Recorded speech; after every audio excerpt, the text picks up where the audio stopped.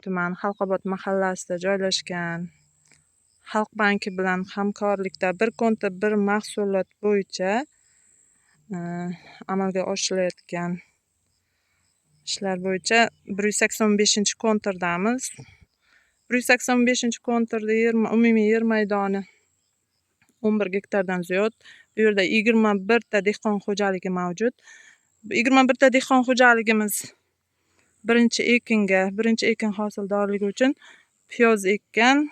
Har bir dehqon xo'jaligi yer maydoni 30 sotikdan 50 sotikgacha. 50 sotik yer maydonidan 21 tonnadan 25 tonnagacha piyozni hosildorligini olgan.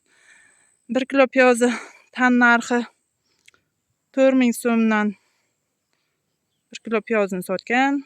Har bir dehqon xo'jaligi yer egalari birinchi ekindan 70 milliondan 86 milliongacha daromad olgan.